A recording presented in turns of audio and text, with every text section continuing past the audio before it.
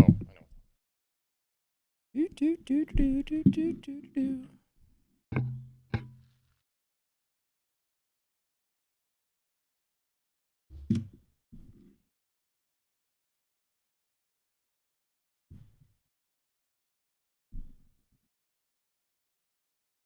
I don't know, Alan. Where did your drink go?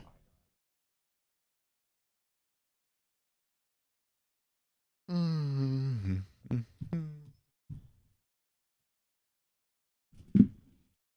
Well, Jeremy was here earlier. Where'd he go? Likely story. I mean, Oh, you also got my your pick of the week. Why have your pick of the week?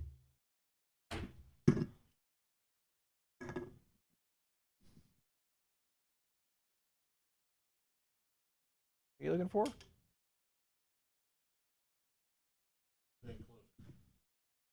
Which one? My digital. It's right there. Come on. There's a thermal pack. Expect. I'm sure it's that.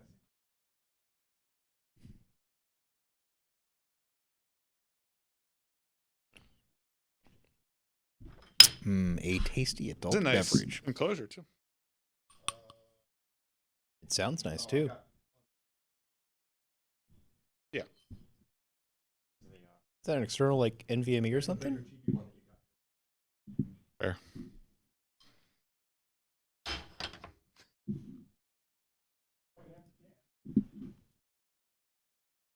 Like a hobo. Hello, Mr. Jeremy. Hey, I actually have a camera for a change. Good God, what have you done? Oh, I don't know. It's weird. Where's Alan these days? Oh, there he is. He's right there. Where's Ryan these days? Not here. Somewhere else that is not here. Jogging. He's probably on his way to Laramie to fire me and pick up the keys. Yep. But because I'm in IT, he doesn't want to let me know beforehand. Yeah. He just shows up at Friday at 3:50 in the afternoon.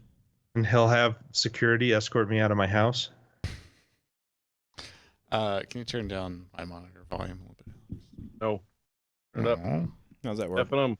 A little louder.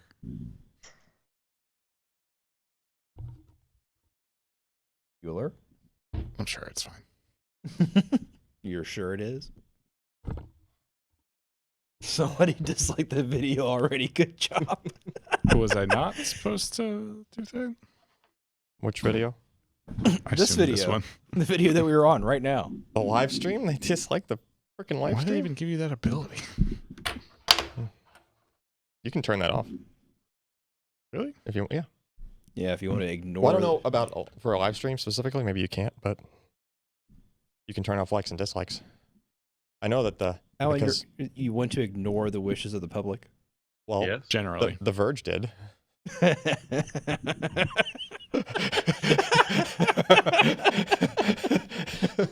just gonna slip that in there right up front. The Verge did that ratio. I think that ratio is like 100-to-1 dislikes to likes on that freaking That was bad. build video before they turned that crap off. It did not meet our editorial requirements. Some of the things. What, the comments? Some of the things were slightly wrong in this video. Just slightly. I don't want to talk about that anymore. Yeah, no. It is, but it's such an amazing video, though, is the thing.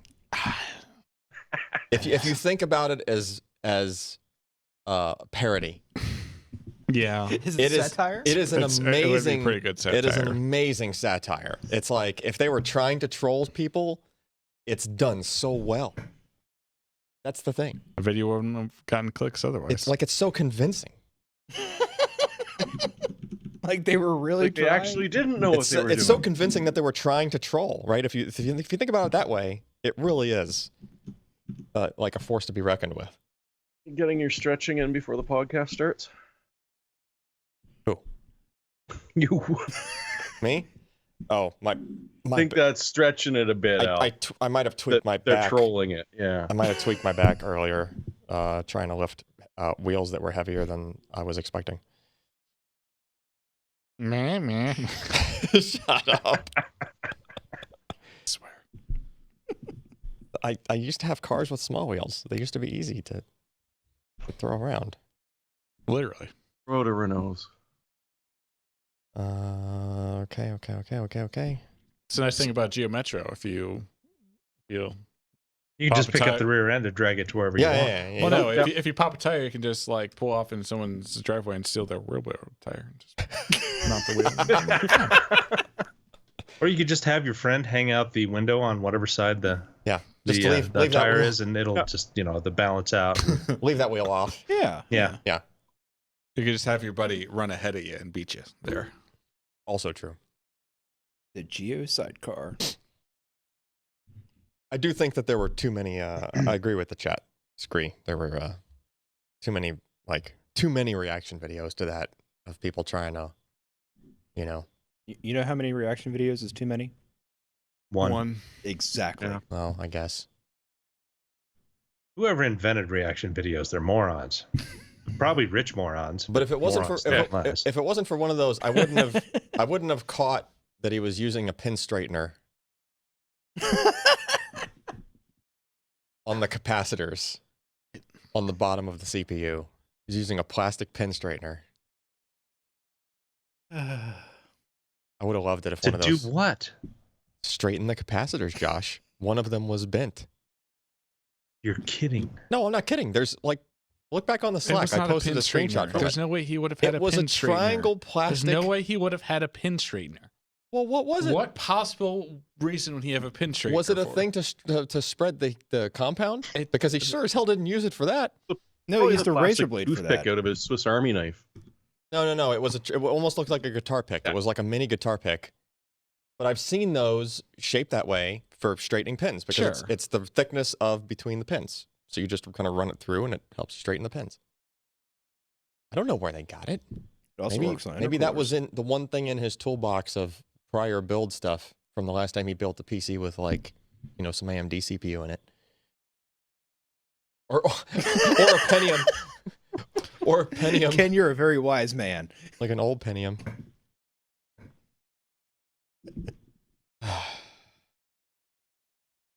Great. What'd you find, Ken? Someone was asking what NAS we use. Oh.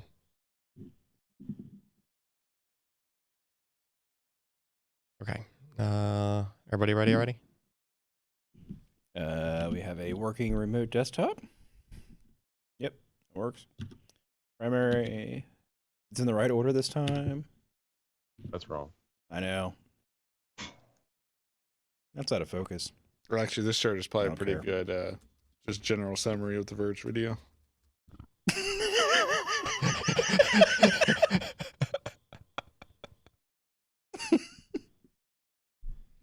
Yeah. Is this? I'm gonna squeeze him and hug him and call him Lenny. It's pretty good. Yeah, I think we can do this. It's a lot of faith. We did have a reaction video to that one. We did an equivalent parody. That was Sebastian's. We just did it years before. We saw it. We saw it coming. We were ahead of the curve. Yeah, we were ahead of the curve by years. That's what they usually say about us. All those processor sockets. On the motherboard. With the pins shrieking in agony. No, that was a great sound. It was amazing. I can still hear that sound. Yeah. Surprised it's not your ringtone. We got so much crap for that too. You get a lot of crap for everything. Like there were so many people like, oh, it's just, they knew it was parody and they were still just like, rah, rah, I won't come here anymore, rah, rah, something. Well, maybe they thought it was satire. And they were disappointed. Maybe they were trying to also be satirical. Mm. Mm. I like Satire all this down. heart thing now on Skype. It annoys the hell out of me. What does it do? Well, if you accidentally go over it, then it just sort of sits up there, and there's all sorts of reactions you can Yeah, have. it's a couple of reactions. Can you see that on my thing when I do? comes across the Yeah, I'm chat trying probably. now. That's in chat. It's probably in the chat. That's dumb. Oh, I had my mic muted. I was I was screen capping from the Oculus Connect live stream today from the keynote, and they of course used Facebook live streaming, which has like the fucking reaction streaming in the corner. I had to content aware fill those out of the slides I was capturing. Oh, Jesus. I'm just trying to figure out when it's appropriate to stop, sending your own video, actual reaction, and cover your face with an emoji. Yeah. Does that make sense? Always. Right? Well, I mean, in my case, sure, I can understand that. Okay, let's do it. Are these numbers right? 5:15, 26th. Somehow. 5:15 It is. and 26. Yes. There is no mailbag today, so I could have took that out, but I didn't. Yeah. It's out? Oh, mailbag's in the thing, but yeah, it's I'll in the just skip rundown, it. but you can say, hey, mailbag. There's no I'll mails and talk there's no about it bags. that we skipped it. Okay. 3, 2. Hey, everybody. Welcome to the PC Perspective Podcast. This is episode 515 being recorded September 26th, 2018. I'm Alan Malventano. I'm Jeremy Hellstrom. I'm Josh Walrath. And I'm Ken Addison. We need a soundboard with like the mic feedback squeal that you can just on demand, like, No. you know. No one needs that. No? No. Never. Okay. Anyway. I think Jim might have one, but no. He probably does. Unacceptable. So yeah, it's a podcast. We're going to talk about PC hardware and stuff. Those things. Wait a minute. This is not the Other way. Right to left. I Podcasty have to things. go right to left. That's how they I'm going open. to be casting Okay. pods. Actually, I should do that from now on. Okay. I'm a genius. I usually just rearrange them after I open them and crap, and it's just tedious. And we're going to do it live. PCPro.com/subscribe is where you can give us your name, your email address. We'll let you know before did the email go out today? Nope. Nope. It's where we might have let you know that we were about to record a thing, but if not, then we usually record them Wednesday nights, 10 p.m. Eastern, 7 p.m. Pacific. Patreon.com/PCPer, where you can help us keep the lights on. One of the perks of which we had to take a week off from, just due to scheduling and too many people being out at the date and time that we usually do the mailbag video. So unfortunately, no mailbag this week, but we don't usually take those off. So we'll make up for it next week. I was gonna try to fill in on it, but then a set of questions that Jim asked me or sent me were like, there was only one good storage question in there that I could competently answer, and everything else was probably something that Ken would be suited to answer. Probably not. Yeah, I don't know. Ken doesn't want to do a mailbag video, I guess. I don't know. I didn't ask him. I'm just assuming. Nobody needs that. No? Okay. I mean, you're not a bad That's guy. kind of a dark. I didn't think I'm a bad guy, Alan. I just don't like being on video. What? But you're right there. Mm-hmm. You're on video. Mm-hmm. Okay. All right. He's Am I in muted, denial, or are they though. just ignoring me? Who? What? Am I muted, or are you just being mean to me? No, we just started hearing you now. Oh, okay. Well, geez. Ken, that's kind of a dark shirt you got on. Depends the wrong way around. Do you no mean like comment? dark content-wise or dark color-wise? No, content-wise, it's Yeah, it is very dark. it's a little If you have dark. any objections, you can contact @BitwoodKyle on Twitter. And then there you go. Oh, is that it? It's a Bitwood shirt. It's a Bitwood shirt? Yeah. This is pretty good. All right. Let's just say I wouldn't wear this out and about necessarily, Probably not. but for the podcast. So if you go to Josh Tech with 2 Ks and not an H at the end, .com, you can get to our merch store, which is actually on Teespring. You know, all the fan favorites, Death Wish Raid and Hot Dog Down Hallway, and I still need to send Colleen a Death Wish Raid shirt. Since she was the one that coined that, I believe, right? I think it was a little bit before my time. Yeah, it was her. She had Velociraptors in a Raid 0. And I think she was the one that said it was Death Wish Raid. Anyway. You can get the Josh Tech print with 2 T's. I didn't notice that until now. There's a thing. Really? See how the mug has 2 G's? The mug has dude. Yeah, that's cool. Okay. Anyway, Josh Tech shirt, Josh Tech mug. I still need to get a Josh Tech mug. I use mine daily. Yeah. I do as well. I need to get an actual T-shirt. My mother sent me like money and said you need to buy your own. I was like, I'm not going to buy my own. That's egotistical. She doesn't care, so I need to buy my own. Yeah. I don't know. Go with your print. Mothers. So before we get into the news, hey, it's that fragging frog time again. You know, the big old LAN party that we kind of throw every year. The forum guys put together, and Jeremy usually does more participation than the rest of us, but the rest of us try to join in. 10 a.m. Eastern on October 13th. What day of the week is that? Is that weekend? Ooh, I don't know. Saturday. Saturday? I think it's not a Friday. Yeah. Gonna need you to come in on Saturday. Anyway, do we have a list of games? No list of games. Oh, there's a thread. Have to look at the Dino thread. D-Day. Is no game list here? I keep going down. Oh, okay. It's the next Yeah. post. Oh, you're clicking on the wrong one. What? Oh, sorry. Click on the link that says, Games. head over and Oh, head over to the gaming forum. pick the games you want to play. That sort of weird thing. Speak, blah blah blah. Games. I don't see that really cool tank game that came out like last year, but is pretty popular still. World of Tanks. No, I forgot the name of it. It's like that old school 2D tank game, but it's just like a newer spin on it. Battlezone?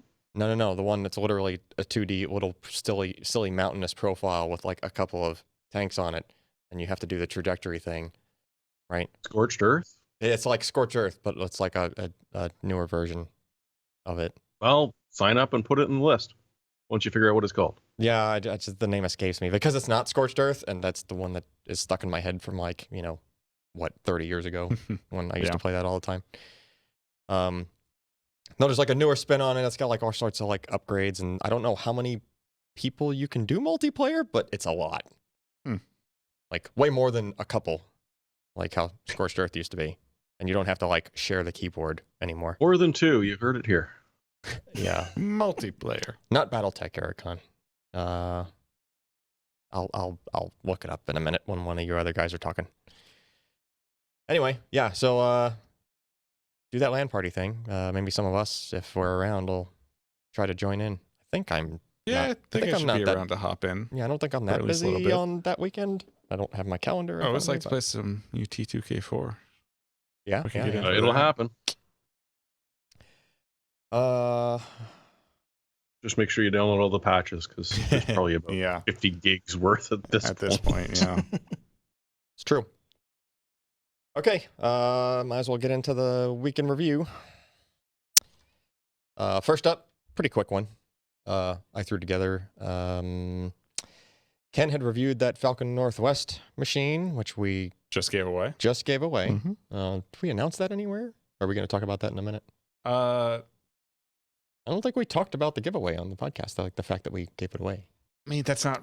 Okay, Only one person cares about that. I know. Yeah, I there know. was a I'm winner. pretty sure we mentioned it on Twitter, but in reality, there's only one person that cares about the Yeah, giveaway yeah. being over, and Well- that's the dude who has the system now. We were doing a giveaway. It was a really beefy build in a relatively small case, too. It was like Yeah. Small form factor system. Yeah, small form factor. Tiki. with a bunch of power in there, including a 1.5 terabyte Optane SSD that had not been officially released by Intel until September 20th, which is when I put the review up, because couldn't get an answer, like an official answer out of like Intel. Like I know you had asked Falcon Northwest, and they're like, yeah, sure, but like that kind of like wasn't Intel, and anybody that I asked were like, we're releasing a 1.5 terabyte capacity. So I was like, okay, well. And then one morning in my email out of nowhere came, hey, we're announcing a 1.5 terabyte capacity. And I was like, hey, I've already reviewed that.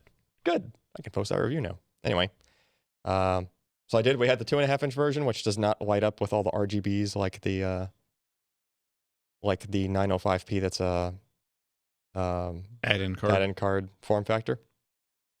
But not only is it a 2.5-inch form factor, also it doesn't have what we're used to seeing inside the 2.5-inch form factor. That's usually a beefy SSD. Usually there's like Like a sandwich. it's like a sandwich PCB with like a heavy duty ribbon along one edge of like kind of like a taco of a couple of PCBs that kind of fold over each other. No, only one PCB in here, which combined with being 1.5 terabytes means that if you do the math, that means that Intel is stacking dies 8 high in these packages. And as far as I understand, this is the first time I've seen Intel do that ever on anything. Like I'm talking any kind of SSD, NVMe, NAND, SATA, like it doesn't matter. They've never stacked higher than 4. So they must be really confident in their ability to, stack these things higher. Because I think they've shied away from not going past 4 because it's kind of the thing where if if it comes out of that process and you get a dud, you just kind of cooked 3 other dies that were fine. That I don't think is very easy to get back out of that package and like do anything else with. Like it's pretty much just you're just tossing them. Yeah. So they must just have more confidence in their ability to do this now. It's the duct tape that holds it together. Yeah. So that was interesting that they're jamming that all on one PCB like that. Yeah, But I'm kind also- of disappointed because you had my full attention at the ribbon PCB taco. Did it make you hungry? Sure. Sorry, Forbidden tacos. but there was no ribbon PCB taco in here, unfortunately. Sorry, Josh. Was it an SSD tornado? No, not really. Damn. More like quesadilla? Mm. Crosspoint quesadilla. Anyway, ran it through our suite compared to the previous 905p that we had reviewed before, and lo and behold, the results were basically exactly the same thing. So this is, yes, the 905p was slightly faster than the 900p. That was due to, I think they run the controller at a slightly higher frequency and things like that. But it's not media limited. It's like the media limit is way, way beyond what the controller's doing at this point. I mean, the controller itself, like even if you get to a smaller 900p, like I think the 280 gig 900p still like had really good performance.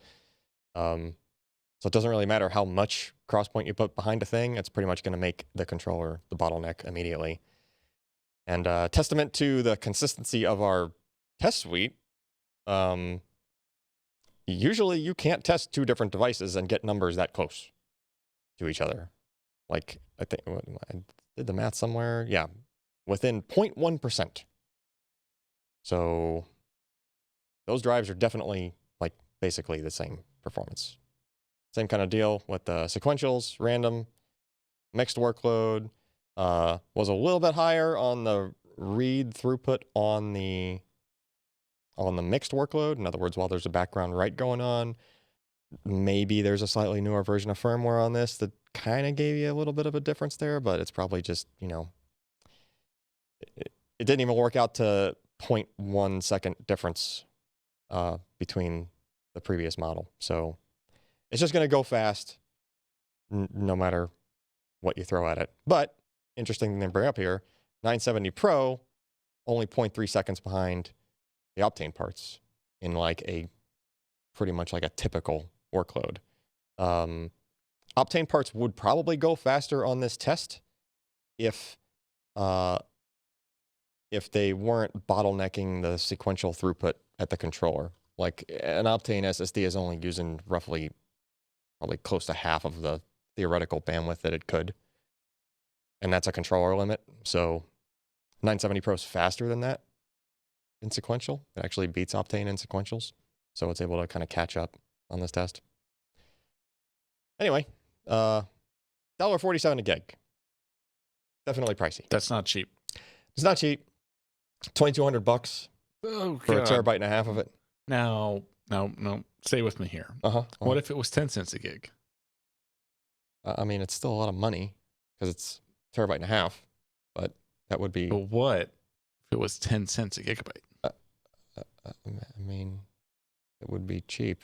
I'm sorry, Ryan's not here, so I had to play the part. Yeah, I know. Anyway, I do find it odd that the price was where it is for this part, considering like kind of the excuse on the previous card we reviewed was that it was an add-in card. It had RGBs and other stuff on it to kind of like jazz it up a little bit. Yeah. This doesn't have any of that. It's just a 2.5-inch part. You'd figure it would be cheaper per gig. Although we have yet to actually see this for sale. That's just kind of a preliminary number we got for that system article. So Yeah. who really knows how much it will be? Well, it needs to be cheaper than that, because it should at least That would be nice. It should at least be the same cost per gig as like, the add-in card with less capacity, right? So Yeah.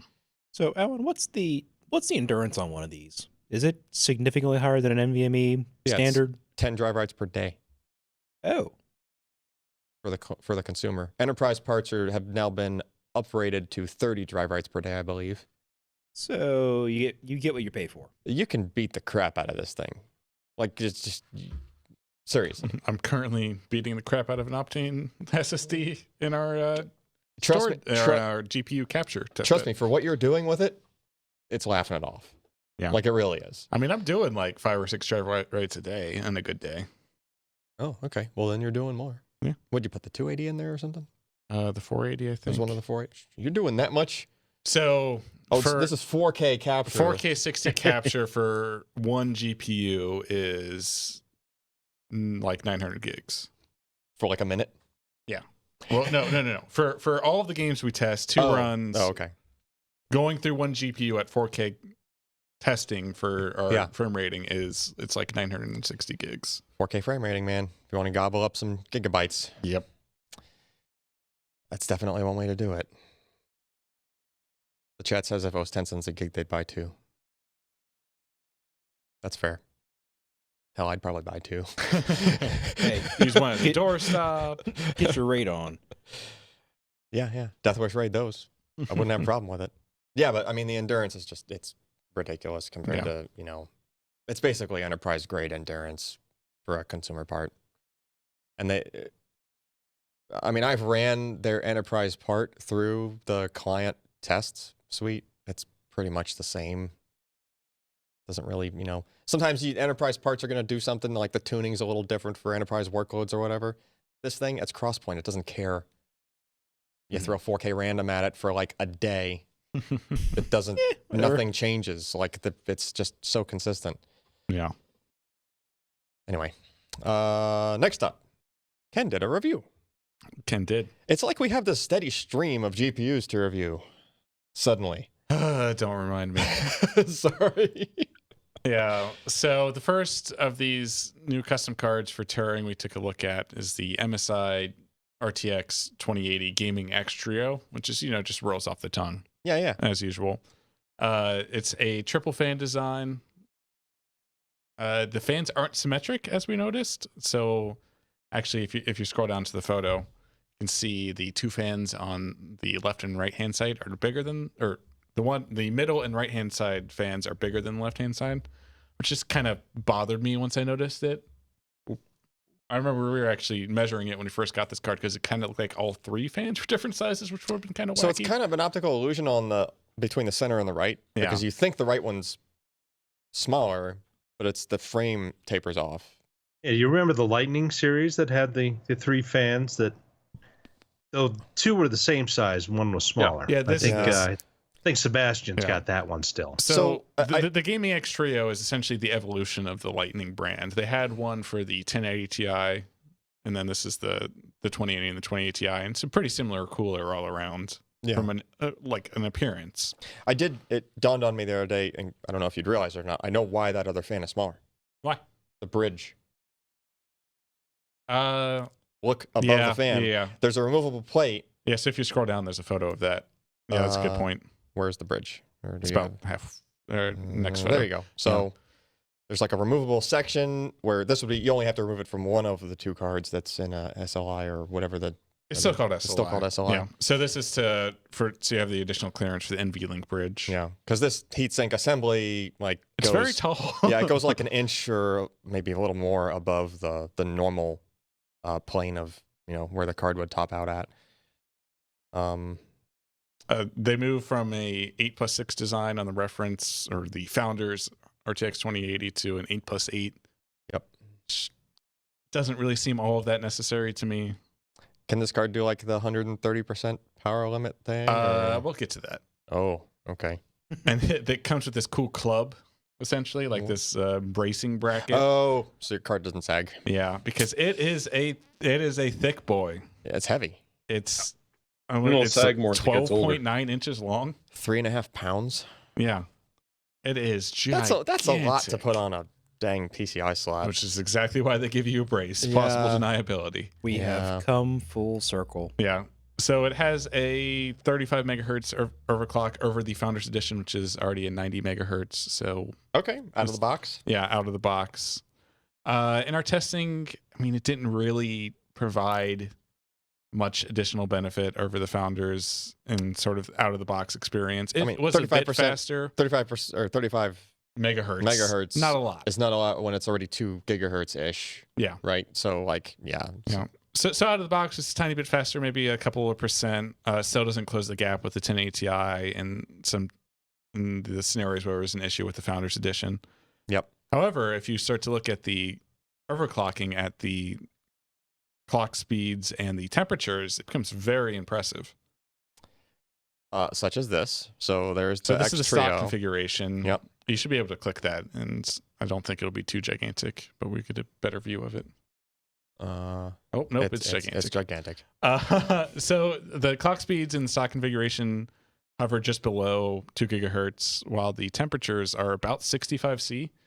Yeah, it's not getting anywhere near. So usually you would see the frequency noticeably taper off by like another. Obviously, it's not thermally limited in this it's scenario. It's just not even getting close. Like it has to be like low 70s, mid 70s before it starts to back off on these new ones. Yeah, right. And if you compare this to the Founders Edition, which is about 70 degrees Celsius for similar clock speeds, to be honest.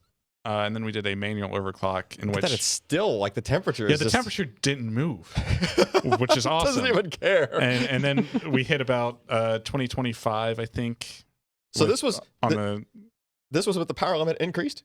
yeah. So the power limit the slider goes to 110%. Okay. Whereas some cards go a little higher. We asked MSI about this, and they said it's because their base power target in the VBIOS is already higher. Oh, in order So for the them to get there. 110% does mark the 300 watt limit for a 2080. So Okay. everyone's going to end up in the same place no matter what the percentages kind of work out to. Yeah.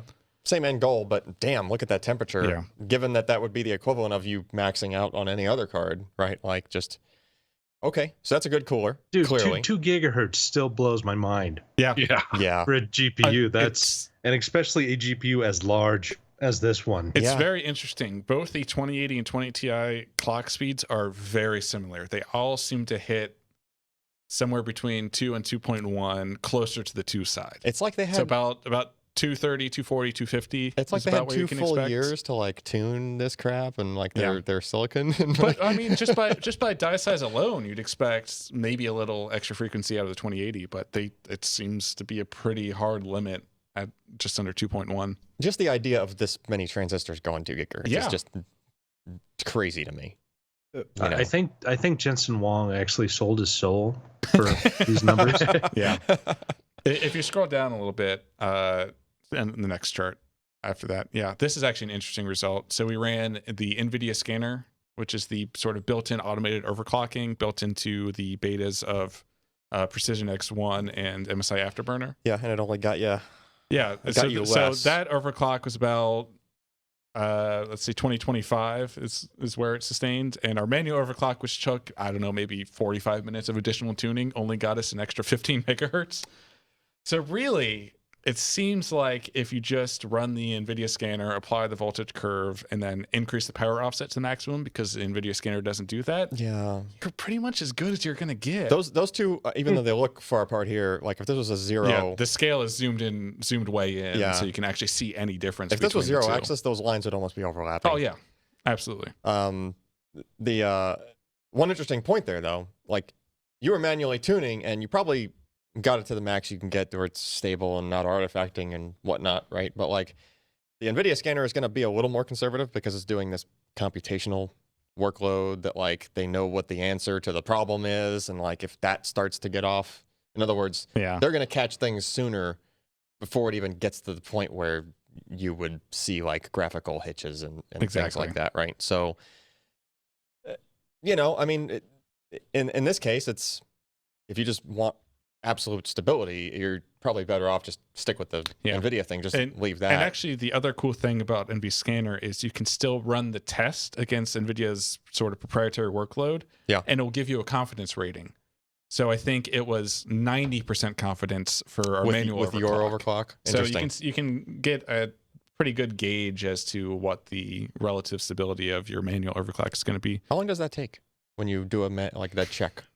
It's I'd say close. It's 15 to 20 minutes. No, Oh, not wait, the no, whole, not the the whole test. process. Just like you Uh, did your manual overclock. You want to get the Probably about confidence rating. 5 minutes, I think. I don't know. I've just mostly looked over at another computer while Yeah, I was running. it's I not- haven't it's really not timed bad. it. Yeah, it's not a long thing at all. Okay. I just noticed I have the wrong chart in here because there's supposed to be one about sound. And what did you put instead? Another overclock performance? Yeah, the text is in there correctly though. So it was That's a lot of decibels. Wow. Yeah. Like the MSI card was 2 dB quieter than the 2080 Ti or the 2080 Founders Edition, and 2 6 dB is dB not really a lot. Oh, 6 dB quieter than the 1080 Ti Founders Edition. okay. So for a similar Gotcha. performance, obviously you're just going to spend a little more on the 2080. You're getting a lot more of a cool and quiet experience. I forget, is it like 6 dB that's like twice? I think it's- yeah. It's 3 or 6. I think it's 6. Okay. And now I three mean, for you can double, obviously 10 for have 10. Third-party 1080 what? Ti cards that are a lot quieter than the reference edition. I just thought it was an interesting statistic in there. Yeah. What were you saying, Alex? It's logarithmic. Three for double, 10 for 10. Oh, okay. It's a $50 price premium. It kind of puts me in a weird spot. I don't really think anyone should buy a 2080 in general. The problem is it's But- a $50 price premium over an already overpriced Yeah. thing. Yeah. Like a thing that needs to come back by like a couple $100, Yeah. honestly, for the TI. The But- $50 extra is sort of standard for like Yeah. the badass cooler version, hmm right? Like that's 1080 Ti's were the same way. I mean, if you are shopping for a 2080, I think this is a great option and definitely something to consider. But, you know, it's still difficult to recommend the 2080 at this point while 1080 Ti's still exist in the channel. Yeah. Which I imagine will probably change pretty soon. Oh, and that from the chat is reminding me that scanner works on the 10 series cards too, the new scanner. No, it doesn't. Not yet. It doesn't? They said they're going to look into backporting it, but it doesn't currently. Oh. Because it's using GPU Boost 3 stuff where it's able to set the curve, the voltage frequency curve in a couple different spots. Yeah. So it doesn't support it right now. They're not against it. I think NVIDIA I think there's a guy that was playing with it because he's talking about it in It- the chat. doesn't Hmm. work. The Okay. scanner doesn't work yet. I think that's the EVGA precision he's talking about. Yeah. I don't know. Maybe. Well, maybe it's coming. Okay. How about Yeah, that? I think it will come at some point. It's just, you know, not exactly high on NVIDIA's priority list, I'd imagine. These back plates are just nicer now. Yeah. Between like the founders cards and like I mean, look at this one. That's cool. Yeah, needs that extra support Also, yes. badly. Yeah. Graphics cards are so massive with this generation. It's crazy. Almost makes me want to like get a case that's flipped back around the right way again. But I'll stick with my upside down and backwards case Yeah. with the window on the right side. Yeah. Oh, and Scott was correct to me. I think it's GPU Boost 4. It's the Oh. new one. So we were talking earlier about how the frequency doesn't it pretty much locks in at full boogie. There's not much headroom. As long as you can keep the temperature if Well- you can keep the temperatures in check. Yeah. Is there any announcements or plans to release any sort of water cooling blocks for these? Yeah, I know EK has announced blocks that should be shipping soon. The EVGA hybrid cooler add-on is supposed to be shipping in October, I think. So yeah, it shouldn't be too far. But the thing is, you probably won't get anything else out, like compared to one like this. You're not really going to get more performance. Yes, it'll be quieter, provided your system is It won't quieter. take up 3 slots. which Yeah, it would won't take be up nice. 2.5 or 3 slots, right? So I mean, it's got that going for it. But if you can't crank the power any higher than 300 watts or whatever the percentage is, whatever the total percentage is, Yeah, like you're just not gonna get any more out of the card. and that's where you get into shunt mods. Yeah, and then you've got to start with your going. $850 graphics card. Yeah, So you know, So Yeah. it's not really heat limited, it's more power limited. yeah. yeah. I mean, essentially, with these cards, you can give it all of the power limit and all of the additional voltage it'll take, and then Well, kind the of- voltage it just won't let you. yeah, it's only plus 100, I think, on the voltage offset. So Yeah, but that voltage offset is really because the power limit kicking in, which it's doing first anyway, is going to pull back the voltage in order to reduce the power. So it's like the voltage slider is almost yeah, irrelevant, compared to. I was asking because I seem to recall on some of our previous reviews of video cards, we've seen ones that do really weird things with power envelopes. Like Yeah, you can see the frequencies start kind of hunting around a little bit, but this is rock solid. yeah. I mean, 1080s, it would kind of bounce around, just shuffling between like the power limit and temperature limit, depending on the card. Like depending on how good the cooler is on the card, But like a good EVGA, like a FTW3 card or something like that, for a 1080 Ti, like it just rides the power limit the whole time because the cooling's more than enough. So anyway, You know what's sad? what? Very sad. I still remember the day when $200 was the top end price for a cutting edge graphics card. 200? I mean, they were much simpler at the time. It's like Riva 128 type Oh, Yeah. yeah. cards, but 4 megs of memory and a very small GPU and limited cooling. Extremely See, so. I thought you were going to go with like a Cirrus Logic card, Josh. Oh, yeah. Yeah. Mm. Yeah. An S3. Well, remember the Voodoo graphics when it came out? It was originally $299, and that was after memory prices went down dramatically when they first announced it to when it actually was shipping. And then, 8 months after that, it was $199. Yep. Yeah. The that. salad years. Salad. I don't remember how much it was, but it was like Diamond Stealth 3000 or whatever. The S3 Verge card. Yep. That came out with like the little extra, like it was like a stacked board because they couldn't fit enough RAM. So there's like an extra little stack, like penthouse Had on like dog the back. board. The Permedia cards that you could actually buy the individual RAM things, and they had sockets in there you could plug in if you needed more Oh, jeez. Yep. video Like the- memory. Like the AW32 with the freaking DIMM slots on it.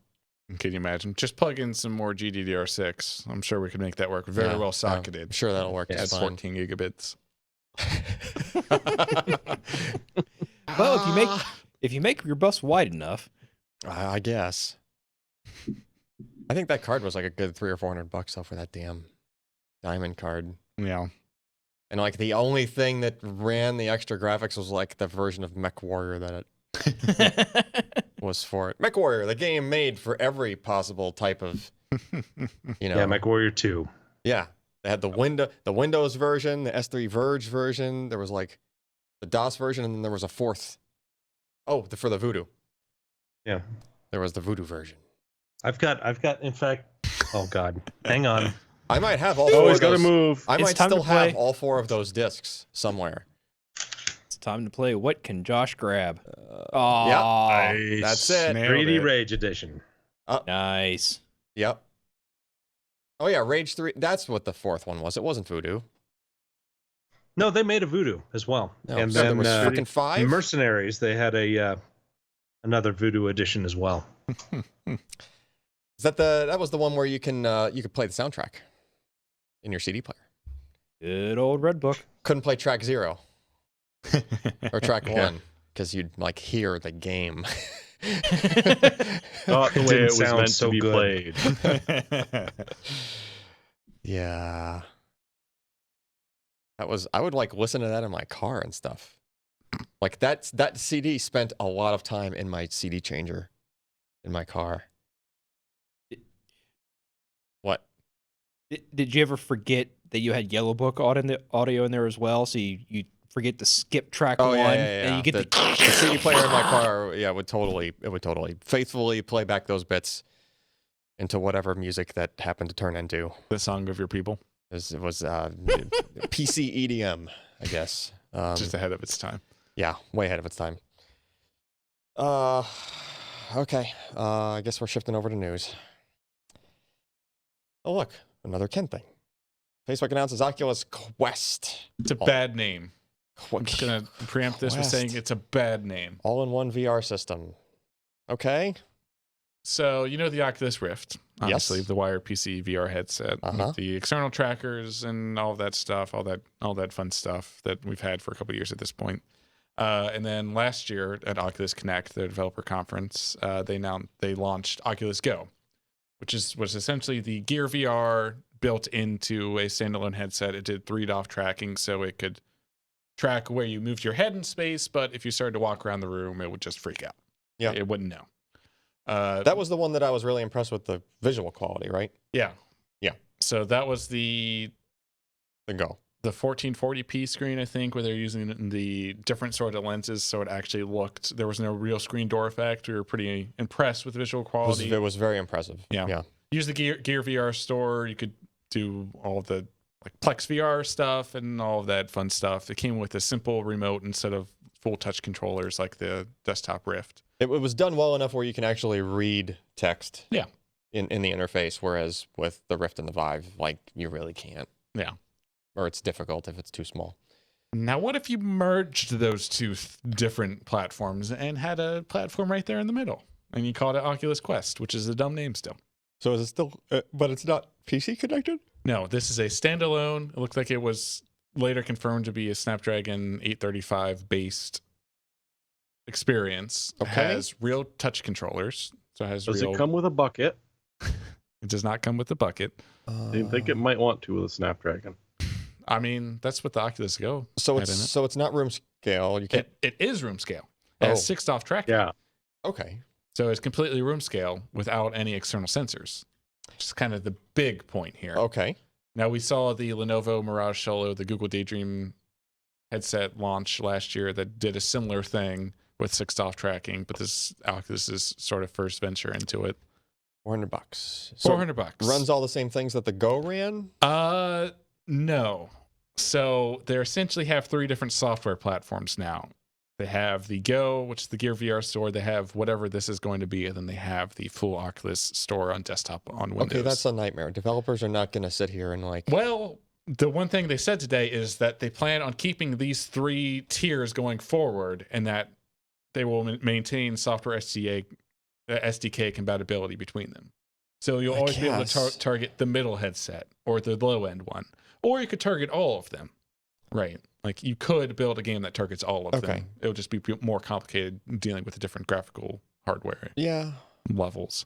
If you, That's what they Oculus- need is just a simple way to code Yeah. for just to have it just work across all 3. Yeah. And they're touting versions of some of the games that you find on desktop, like Robo Recall and The Climb and Moss, Yeah. will be available at launch, I guess, which is next spring. It's still a mess even if you coded for all 3 then because you have to launch, you have to put them, you have to compile them for the different platforms. I mean, there's also massive game design issues like visual quality and then what sort of tracking controllers you have. yeah. So, This sounds like an engine problem. yeah. Yeah. And I think that's mostly where it will lie. Yeah, it's just it's almost like you're having a format war within your own product line. Some sort of a Right? rift. Yeah. Or a couple of Rifts. But for $400 for a completely standalone thing, It's not we'll bad. have to see what the visuals look like, what they can get out of it, how the tracking experience is, but it could be quite compelling compared to the whole wired setup on your desktop sort of thing. Mhm. You're just kind of looking to get into VR. Okay, cool. Next up, it's Ken again. NVIDIA announces RTX 2070s coming up. October 17th. That's all we know. Next. Oh, I mean, they didn't release any more additional details. We still, if you scroll down, we have the specs that we've known from their website, which Yeah. still aren't the full specs. did we not have pricing before? No, we had pricing. Okay, just They it just announced wasn't that. available for pre-order. Yeah, they never said a launch date. They just said October.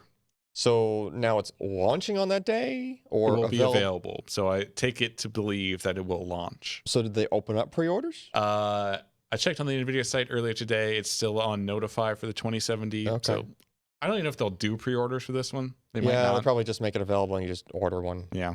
right? The specs are probably going to be proportionally what we were expecting them to be, Yeah. right? I don't know. I don't think it's been confirmed either way, whether this is TU104 or TU106. So whether Yeah. it's cut down 2080 or whether it's the next smallest GPU, which would normally be like the GTX, the 60 equivalent, right? Like the 1060. Yeah. This still, it's an RTX card, so it has the Tensor cores and the RT cores for Is all of that is software level stuff. Is the 2080 pushing the 104 like to almost the max of the die? It's one unit disabled, I think. Right. So So you'd figure they'd probably bend them down to a 2070. you'd think. I- That I would be where I would guess. my suspicions would lay. Because, But 2944 versus 2304 CUDA cores, that would be quite a jump. I don't know how many yeah. cores are in one SM or Turing. I can't remember. So the performance of this will probably fall where the 1080 fell ish. Like if you go by the 2080 being like 1080 Ti, Yeah. That's, I would seem, that's to probably where probably they be would, about right. I would guess they would target for that, generally speaking. I mean, the power looks to be roughly the same as a 1080 was 1080 like is only 180, right? Single 8-pin, I think. So yeah. Hmm. Yeah. I Okay. don't know. We'll see. I'm sure we'll get one in test. And wow, only 180 watts on that cooler. It's probably just going to hold the overclock that you do. Yeah, that seems like massive overkill if they're using the same exact cooler with the full vapor chamber. Yeah, that's going to be more than enough for that, even if you push it. It seems like it would be impossible to make a better third-party card. I guess noise. Yeah, but still, I mean, they're reasonably quiet. You probably don't have to run those fans very fast. No, you wouldn't even really be taxing that thing. You're knocking 70 watts off of Yeah. what it's making. So, okay. Yeah. Interesting and cool. All right. Next up. Wait a minute. Thought we already knew. Wasn't this already a thing? Yeah. DJ launches. Maybe they hadn't announced it officially or something, because they were on their site. No, they were taking pre-orders. I think this is just kind of their. I think it was the follow-up for the 2080. Okay, Is what this so yeah, EVH is launching their line of RTX 20 series XC Ultras, which is just their ACX style, or if you're used to the ACX thing. Are they calling them this because it's not the full ICX thing with the thermocouple, with the temperature monitoring? Is that what's well, going on? I believe they still have ICX branding because it's the ICX cooler without any of the sensor stuff on the PCB, which is coming with a later card. Yeah, so it's very confusing. So if you're used to the ICX thing, meaning, hey, you also have this extra temperature monitoring, that's not It's the not the case same yet. Yeah. with these, because they're using, I'm pretty sure they're reference PCBs. I don't know that. Well, I would think that they are if they didn't add the temperature monitoring, is my point. Yeah. But Considering how many custom PCBs we've seen already, I don't know. yeah, the back, the PCB doesn't look like they've done anything special with it. It looks like the normal dimensions, but Yeah. We have the 2080 XC Ultra, I believe, in the queue. So Yep. look for yeah, we got that. in. to come. I think the TI is not for a bit still from them for this cooler style, right? Because I think it was like Notify on their site even. I'm not sure. The one thing that kind of rubs me the wrong way on the EVGA site for these cards is you can SLI these. People are going to want to, but their order is limit 1. Usually, and historically, their order, if they're going to do a limit, it's always 2. They never go lower than 2. Well, you wouldn't win at SLI 2080s. No, I mean, even the TIs. Yeah. Right? Yes, it makes more sense if you're trying to go all the way and you want all the things. Yes, you get the best one and, get a couple. But how many people out of 100 are going to buy 2 of these things when they come in at, what, 1,300? And I'm with you there. And given that it's like a $200 premium on the TI versus a $100 premium, like a base premium on the 2080, you might find people that get a couple of 2080s still. But they shouldn't. Can you still? Well, you get half the bandwidth, but you can still link them together and you can still do SLI. You should always just buy the most powerful single GPU I then agree. SLI. I agree with that. If you need to still. I've only SLI'd a few times. It's also like a $70 bridge, so you're not saving a whole lot of money by going to SLI anymore. There is that too, which is pretty ridiculous. And we still haven't got our hands on a bridge, so Is it kind of obvious that they're trying to push away from multi-GPU as much as possible? Maybe a bit. Yeah. Yeah. It's a lot of extra development time. There are other reasons. Software. There are other reasons to use the bridge if you're doing like workstation use. Yeah, but they don't want to sell you these cards for workstation use. Yeah, I know. Yeah, the way NVLink works with pooling memory into one common pool is interesting. Like I'm doing some deep learning benchmarks, and you would be able to see significant performance benefits if you had another matching card in NVLink mode because you could increase the batch size a whole lot because you have way more VRAM. Yeah, you can just share between both GPUs, right? You basically make it in one big memory pool on the 2 GPUs. Yeah. Mm-hmm. So you don't see like quite double scaling, but you see a good. Yeah, because there's going to be a latency like 1.8, hit. 1.9x because you can increase the batch size so much for training and inferring. It's pretty cool. Okay. Next up, more RTX facts for your enjoyment from Jeremy. What you got? Yeah, there were more RTX reviews, like crap loads. And Color crap me loads surprised that then there's RTX more. reviews. Is there like a whole list at the bottom? Oh, look at that. This was the short one. The original one was probably about 30 or 40 links in it. I hate to say this. Enough. I still haven't read a full RTX review from anybody. Josh. Well, Josh, I know. No, You I have. think I may have actually read. No. It was your tech piece. Yeah. On the actual Makes me feel great, architecture. Josh. Thanks. But I didn't read the actual review. I love you, Ken, like a brother, like a son, a really pale son with strange red hair that wouldn't come from my genetic base. But anyway, what's wrong with me? I don't know. they all read the exact same. No, everyone I'm just pretty talking much got about the in exact general, what's same wrong results. with me. I think it's a lot, but Just- anyway. Josh and Jeremy just talk at the same time. It's like full duplex conversation. We must have some really interesting latency today. I don't know. All right. Next up, getting the most. But the only what different test I saw was Kyle over at Hard OCP wanted to look into, so is it temperature or power? And so one of the tests that they did was just crank the fan up to 100% and go. And they saw a tiny little increase in overall frequency from stock of 1845 up to 1890. Yeah, I mean, just That, from nothing. what we've seen is like with the reference core on like the 2080 and the 2080 Ti, like it backs off a few percent just due to the once it warms up, basically.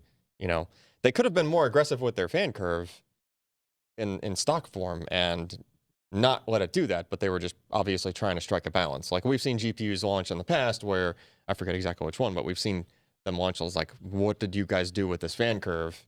Yeah. And we actually had to feed back, like either one way or the other. Either it was way overkill or it was too, underkill. I think they struck pretty much the perfect balance on these, where you're not losing too much and you're trying to keep it as quiet as you can. Honestly, I think the majority of the additional noise from these cards doesn't necessarily come from fan speed. It comes from Just air. all the founders that I feel like they've all kind of had like loud fan bearings. Oh, yeah. Seems unacceptable for an expensive card. And I only have a sample size of 2, and they were there was, obviously early cards, so who knows? Was it a Founders where I was like stopping one of the fans? Yeah, it was one of the 2 fans that was noticeably louder and making kind of like a, not just like a regular, it's just louder, like there was an actual kind of intermittent ticky kind of noise coming from the fan assembly. So the kind of thing that would drive you nuts if you have an ear for it. It was driving Ken nuts over there. No, something's wrong with that fan. It wasn't driving me nuts. I was just doing sound measurement, and I want to make sure something wasn't wrong. All right. What do we got next? Amazon's new kit. Oh, yeah, all the stuff that Amazon launched. We don't have a list here, but one of note that Jeremy put in his post here is the Amazon Basics microwave for $60. That's cheap for a microwave, even a crappy one. That's seriously, it's that's like a 700 or 800 watt microwave, which is fine. Yeah. Which is fine, but that's like pawn shop microwave money. No, so I was having this argument with my girlfriend. You haven't been to a pawn shop in a while, I was like, it's only $60. Well, and sorry. Ellen's not the person to go shopping at a pawn shop. Yeah. Yeah, they have a sign that says, please do not open microwaves before purchase. You can certainly get microwaves cheaper. Goodwill microwave money. No, like new microwaves for like you can $40. Like, oh, okay. They're cheap as chips now. I was arguing with my girlfriend what does this one about do? this because she thought this was an expensive microwave. I'm like, what are you talking about? But what does this do? Well, it integrates with Alexa. It doesn't have a mic or a speaker. She's listening. She is. So she went away. Judging you and your Hot Pocket addiction. So you can talk to one of your Echo devices, or you can hit the button on front of it, and it will trigger whichever one it's linked to, and you could tell it to perform a certain action, like cook on medium for 8 minutes. Oh no, this is so bad. No. Okay, so it is pretty Internet of shit, but their justification for it is your microwave has a lot of features. Do you know how to use any of them? Do you know how to put your microwave on medium for 8 minutes? I get all that. Sure shit don't. I get all that. But have you seen like the YouTube videos of like somebody plays back their to-do list from their Echo, and it's like their kid had ordered all these toys. Yeah. Right? And like the list is just full of this, right? So when the kid hears you do that with your microwave, and now they're doing it, and now it's cooking nothing for 5 minutes.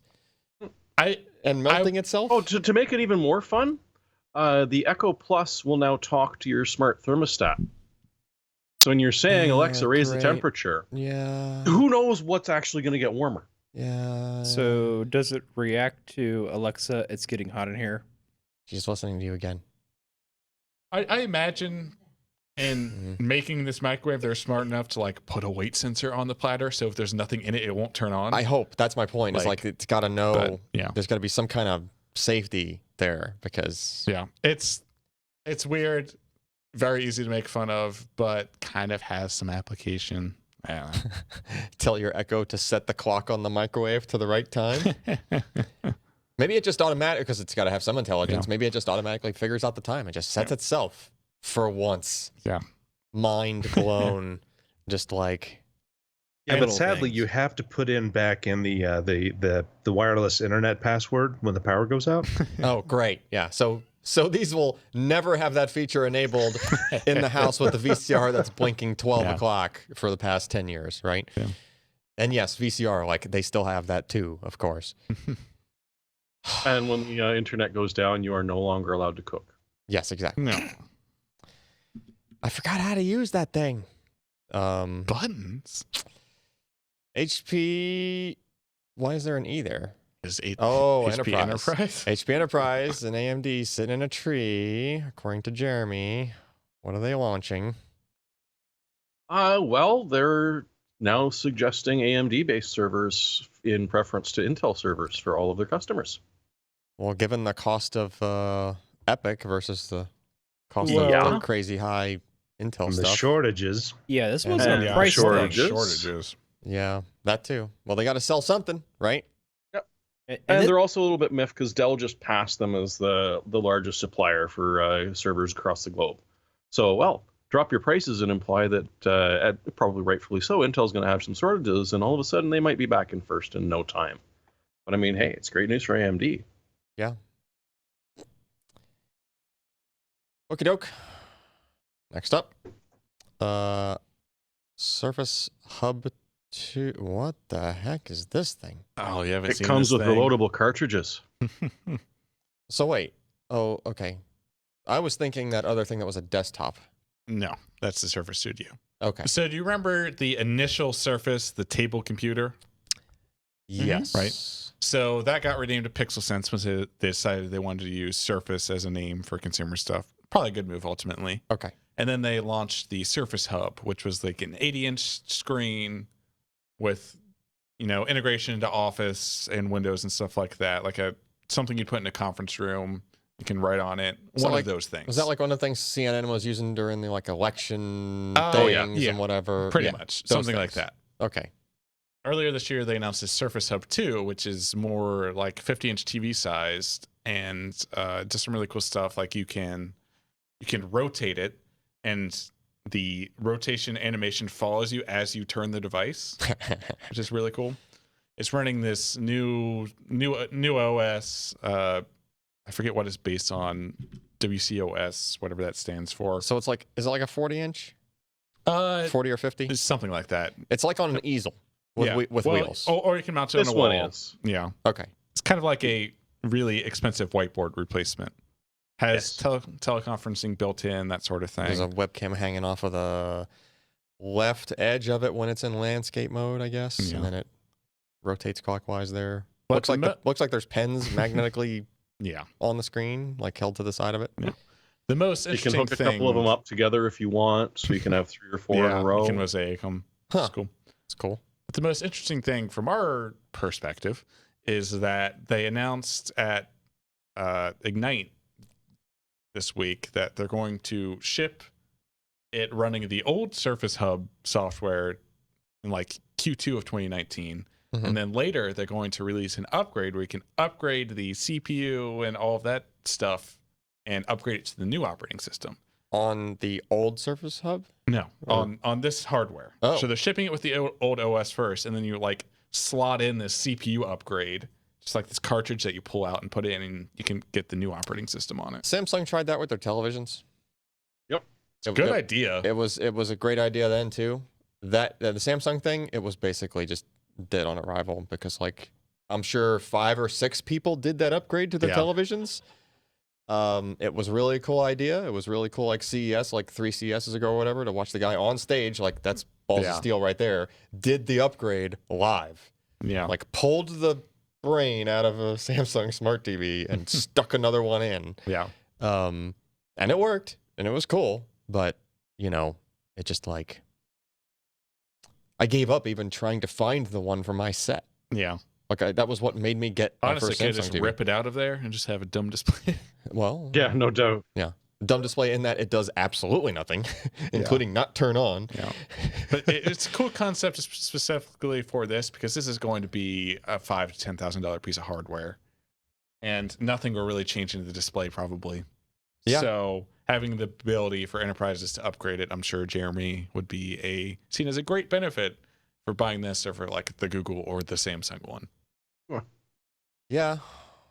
I mean, it does make a bit more sense. You're going to have all the Office 369 crap baked into it. So, yeah, if you've got a boss that likes to spend money, point them in this direction, and they're going to be it's a whiteboard, but it can do everything, and it was seen on CNN, and you'll be able to play with it. Exactly. That's not what I was looking for. Trying to get my link for my pick ready. Come on. Yeah, well, anyway. Wondering if your email was included in a data dump? Probably. Yeah, pro tip, it was. The answer is yes. Who got owned this time? Oh no, but it's just Firefox is wrapping "Have I Been Pwned" into their browser, and for people who are a little bit more,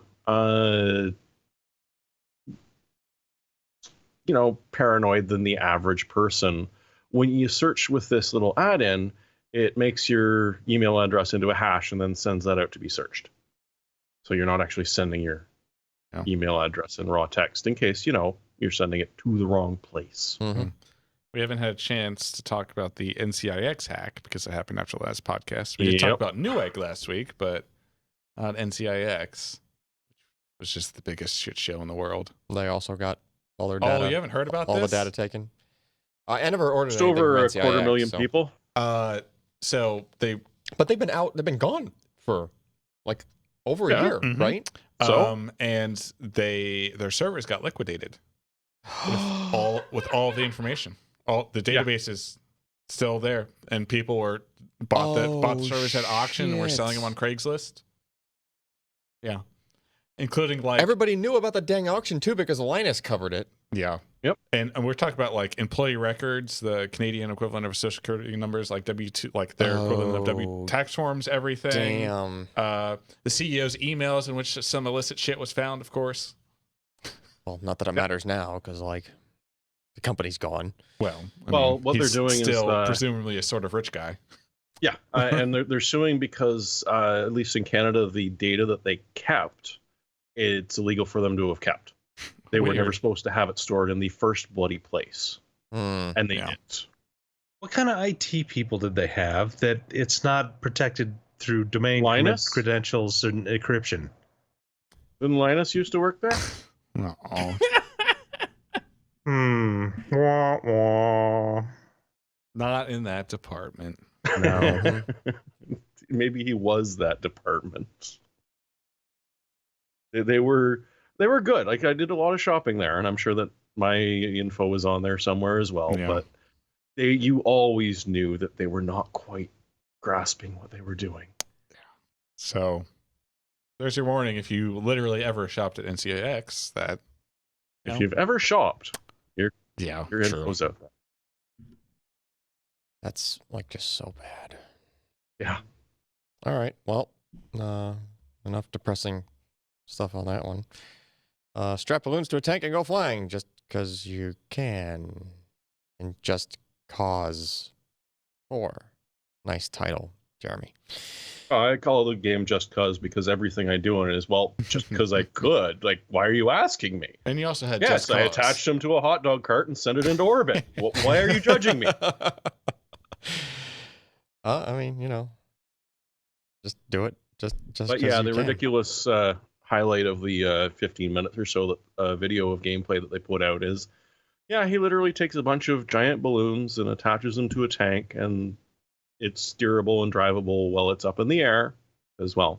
Video game. How many balloons? 4, one on each corner. 4. Yeah. You don't know what those balloons are filled with.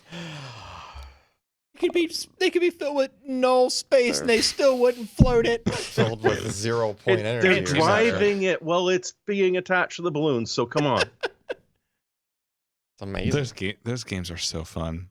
Oh, they are. They're just pure ridiculousness. I didn't play Just Cause 3. It apparently had a lot of performance issues. It was but bad. Just Cause 2 Yeah. and the multiplayer mod. Oh man. Good times had by all. I still have Just Cause 2 floating around and I play it more than Just Yeah. Cause 3. Because 3 was just bad. Yeah, well, it wasn't awful, but it was bad. Hopefully they bring it Oh, back yeah, I still got around. Just Cause 2 and the multiplayer mod. I should add that to the list for the Fraggin' Frog. That would That be would be just fun. stupid. Okay. Next up, if I can close this tab. Oh, that's a pick. Hey, we're at the picks. It is pick. I gotta open some more picks. I thought you were getting prepared for this, Alan. I was working on it, but I couldn't catch up fast enough. All right. So Amateur. my pick of the week is I had one of those common fibers like Kickstarter carbon wallet thing. And it served me well, but it served me well for many years and started falling apart. So I figured I'd try one of those clip sandwich elastic things with the RFID blocking. I was looking around for one of those. Is that a taco? See, Josh, there you go. Taco SSD. They're just showing 2 angles. It's the same. That's a wallet. carbon taco. Yeah. Oh, that's kind. So it's like this reconfigurable wallet. You can have a strap that goes around it and acts like a money clip, or you can have a metal money clip, or you can have nothing and just like the sandwich if you want. You can just do different ways. You're saying it's a taco and a sandwich? Sort of. Yeah, it's reconfigurable. You can turn your taco into a sandwich and back again. And company I guess name if is you cut one edge, then sure, that makes sense. I think they pronounce this Mousy, Mouzie. Anyway, they're on Amazon. It's like $35 for like the wallet, and it's like a key holder at the same time. Hey, weren't Like, you the there's- one who got like the RFID dots you attached to the keys so that you could find them when you lost them? No, I didn't. I know somebody picked that at some point. So Yeah, but that it's a doesn't wallet, really help it's a you wallet and find a- your. wallet and a Shit. matching key holder thing that I thought was pretty cool. So, what was the last time you saw a car that had standard keys like that? A car? No, it's house keys. Yeah, but you generally have your house keys and your car keys on the same thing, don't you? Car keys Well, nowadays are the stupid yeah. fob things Yeah. anyway. Yeah, you can't really attach a fob to that. Just have a ring. It or does loop, if so you you're- could if add it you're- to your key ring. If you could but you could add that, or you know, It'd be connect quite your. ungainly at that point. 'Cause it's not exactly a small thing. Like, it's pretty long. You know, it's like it's this little, you know, acts like a Swiss Army knife kind of for your keys. It comes with a bunch of different like widths or lengths of barrels to connect, so you can have just like a crap load of keys on this thing if you wanted to. But I mean, the wallet's, you know, Yeah. it's cool. Interesting. And the tech support from the company is awesome because like I think one of the screw threads were like cross-threaded or stripped or something on this. And like all I did was like shoot them an email and they're like, "We'll send you that part right away." I was like, "Okay, cool." I like that. Next up, who's next? I got some Corsair. Who is always next? Jeremy. It's okay. Corsair Vengeance LPX 16 gig 2x8 kit. Well, we'll just stay with you, Alan. Yeah, I mean, I just read it. Go you did a ahead. brilliant job. How many Canadians is it? 210. 210 Canadians for that, huh? That's a lot of Canadians. Also known as cheaper than what I paid. Oh, Wah, wah. well, you know. And it's a DDR 3200. That's not a bad price at all. It's 160 No, it's not. US. Yeah. We For use- some reason, the DDR 3000 is about $10 cheaper. So Yeah. totally a good deal. You should get that instead of these. Yeah, go with the 3200. This is the exact memory kit we use everywhere. Yeah. All over the place. It's like the only memory we use essentially. We've standardized all of our test beds on it. Had zero problems with any of it. And it looks sharp. It's nice and minimalist. And it's low profile. No RGB. Yeah, it is low profile. It just gets the job done. Your RAM doesn't need to be super tall. It doesn't need RGBs either. No. Mm. It just doesn't. You know. Anyway. Next up, Josh, what you got? You're gonna be shocked. I'm shocked. It's an SSD. Like, It's a 2 terabyte SSD for only, well, for right now, $289.99. So $290 for a 2 terabyte slow, probably SSD, but still, yeah, this is just the regular 3D SSD. 2 terabytes. So like the random reads on this were okay, but the writes are kind of Yeah, no, I got my wife the 1 terabyte a long time ago, and it's been great for her. And it was, inexpensive. It's probably about this price 2 years ago. But now we've got finally 2 terabytes I mean, that's under $300. it's 14 cents a gig, isn't it? Hello. That's Yeah. That's We're getting really there. that's encroaching on. Black Friday, we got to hit it. Yeah, Gotta hit that's really. But this is one of those SSDs where like it came out at the same time where a bunch of the other SATA SSD makers had like all caught up on like the performance thing, Yeah. and this one was like behind them considerably, and it was like, I almost didn't even have the heart to do a review on it. It was just poor compared to the other ones, but the price was high at that time, so it was really just like not a good deal. And But- then they started liquidating Yeah, them. and then they started. Yeah. Well, honestly, if they're making a 2 terabyte, that means they're not just liquidating; they're like adding to the line because I don't think they had a 2 terabyte initially. No. So they're kind of leaning into it, and honestly, they're probably just putting their lower binned, their NAND that can't do the faster speeds, the faster bus speeds. They're probably just throwing that at this. And I think it's just straight TLC. I don't think it has any. I don't think it does caching. Doesn't have any cache now. Yeah. So not good for like 4K random writes and stuff like that. But hey, Steam Game Drive, hell yeah. That's going to be awesome. Yeah. Yeah. I mean, like that's Your great. loads are going to be great. Yeah. Yeah. If you're downloading, you know, the download might go slow if you're downloading the game straight to the drive. Like if it's a game. Okay, yeah. kinda- If you've got like fiber at 1 no, gigabit. like sometimes Steam games will download they'll do more random writes, and you might actually notice a hit. Like we've seen, you know, what would you say like the worst we've seen? Probably like 20 megabit. No, like no. We've seen something like some stuff go like 15 or 20 meg per second writes. Yeah. Oh no. Yeah, I was gonna Like say. where the- you're gonna- Wow, you're my just Steam gonna- client can Well, no, almost but that's- hit that downloading. Well, yeah, that's my point. Like if you have 300 megabit, you could conceivably start getting to that point. You might actually hit a point where the drive is a bottleneck, even for like your, you know, non-gigabit internet. But still, it's going to be so close to the speed that, you know, you probably won't notice anyway. Mhm. Yeah, man, that's good. That's like it's between that and like what the Micron, like the 5100 or something, 1100. or the 1100 SSD. I Yeah, would probably buy this over one of those just because the Micron one, you might have to work to get the warranty if something happens because it's more of like a Yeah. OEM type Yeah. drive. Whereas this is just a consumer Yep, product. this is a standard retail product. Although, what's the warranty on this? Like 3 years, not 5, I would assume. I don't know if it's not I'd listed. be shocked if it was 5 years. I mean, it's probably 3. Yeah. I don't see it in the thing. Okay. But Sorry, no Still. warranty. 14 cents a gig for a 2 terabyte yeah, drive. yeah, I mean, damn. Just out of curiosity, the 1 terabyte is the same, 15 cents a gig. The 1 terabyte. In March 2018, they extended the warranty period for the SanDisk Ultra 3D SSD from 3 to 5 years. Well, Ooh. shit. Nice find, Ken. 5-year warranty on You a better jump on this because I think it is a limited time sale. Yeah, this I probably won't be guess. there when the drive. 5-year warranty on a podcast goes up. seriously budget consumer part? Damn. Yeah, just do it. Do it in Just do it in get the out. hopes Take my money. do it in the hopes that it breaks and they're not making them anymore and they have to send you something better in its place. Now you're thinking. See, there you go. But honestly, I mean, I don't really question like SanDisk's reliability generally.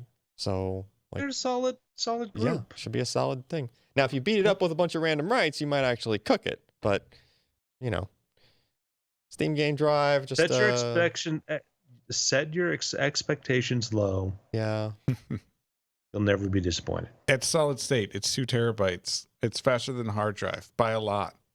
What more do you Yeah. need to know? hell, buy 2. Don't buy 2. Yeah. Okay. Yeah. Next. Ken, what you got? Let's say you had a significantly more expensive SSD you wanted to do some stuff with. Like an M.2 SSD? Yes, like an M.2 PCI SSD, and Mhm. M.2 NVMe, perhaps. Right. Let's say you wanted to hook that up to a computer externally. What would you do? Like a desktop computer that doesn't have Thunderbolt? Or a notebook. Well, I'd ask notebooks don't have Sebastian to Thunderbolts, but you know. Notebooks can have Thunderbolt. Way more notebooks have Thunderbolt than. That's what I'm saying. Like, you know, but if you want to also hook it up to a desktop, meaning you want, like, because this is USB, not Thunderbolt, right? Listen, you ruined it. Sorry. Damn it, Alan. You can now hook up M.2 PCI Express SSDs to USB 3.1 Gen 2. We've seen these bridges come out of China. They've kind of finally started hitting more. Western companies have started making their own and rebranding them. We tested one of the Chinese variants a couple weeks ago. It performs quite well. Yep. It's a J Micron controller. You know. Which isn't a bad thing in this case. Yeah, it's just a bridge. Yeah. So it's not, it's not like an SSD controller per se. So this is the Chinese one we bought that doesn't actually have a name, that I bought on Newegg and had to wait 4 or 5 weeks to come over on a slow boat. Slow boat, literally. And then this, which we just got in, is the My Digital SSD M2X, which is the pick for $40. Yeah. Prime on Amazon. It's not much bigger than M.2 SSD. Yeah, not in stock until October 3rd, but it seems like it'll be A quite good. nice smaller housing. They machined in like heatsink fins into the housing itself. Yeah, it's one solid piece of Yep, extruded. extruded aluminum. Actually, I think those are just extruded heatsink fins. I Yeah. don't think they're machined. Yeah. So there's that, and then it comes with a thermal pad that you should trim down so you're only cooling the controller and not the flash. Obviously, listen to your Uncle Alan on that one. Although for something like this, since the whole housing is going to kind of like get warm anyway, you probably are okay just using the whole thermal pad anyway. But yeah, I glanced at the results before we started. It's basically going to do the same thing that the one off the boat from China did in the roundup that I did like a couple of weeks back now. Yeah. So it's going to be the same kind of thing. It's just going to saturate USB 3.1 Gen 2. You're going to get 10 gigabit out of it, about a gig per second. It's not going to go as fast as the NVMe part in it necessarily. Although if you find some, super budget like Intel, like what, 600p or something maybe, just for really cheap. Yeah. Like find an SSD that is only a by 2 SSD or by 4, but wasn't necessarily that fast because you're going to be bottlenecked more by the USB side anyway. This solves a problem that we have quite often. I don't think a lot of people run into very often, where you just need to grab a file off of a M.2 drive. I mean, IT people would run into this pretty often. You could use this to image new computers that have M.2 drives in it, whereas before you'd have to deploy the image on the notebook or come up with some other solution. Yep. Just the ability to plug an M.2 drive in externally is very beneficial. One note on this, we'll have the review up probably before the next podcast, but one note on this, I believe it showed up as a regular, not 4K sectors. It showed up as a 512 byte sector device. It was a direct conversion. Yeah. Which I don't think the one from China did. So I think they had that controller configured differently. Yeah. You do 4K sector size, so it's bootable on a Mac. Yes. Which you might want for some of these products, but it doesn't really hurt performance that badly on the Windows side, except for like, if you're doing a bunch of like file table writes and things like that. There are some Windows writes that are smaller than 4K, but for the most part, anything that's just in the file space is going to be 4K aligned and 4K clusters.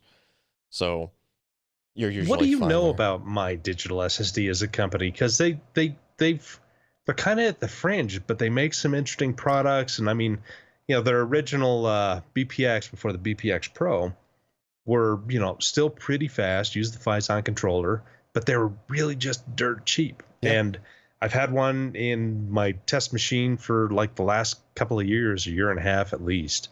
And it's been, a fantastic drive. But what's the deal with it's them? basically just a group of guys that kind of like, they were making some products before the BPX and those lines started, but they were just doing kind of like small, they almost did like the Tesla version. Like they started with a couple of small things and like kind of like built up and tried to make like this, but the initial ones might have been a little bit pricier, but now that they're starting to ramp up their operation and get more products out the door, they're able to do better products for even cheaper. Case in point, the BPX Pro, which I also have just completed testing on. I haven't got the review done yet because we just ran out of time today.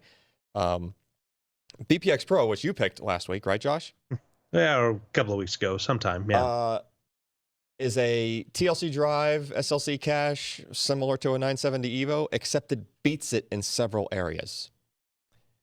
So, and it's a drive that's like, what did it work out to? It was like 25? It's 129 for the 480 and 259 for the 960. It's like 25 cents a gig ish. Too much.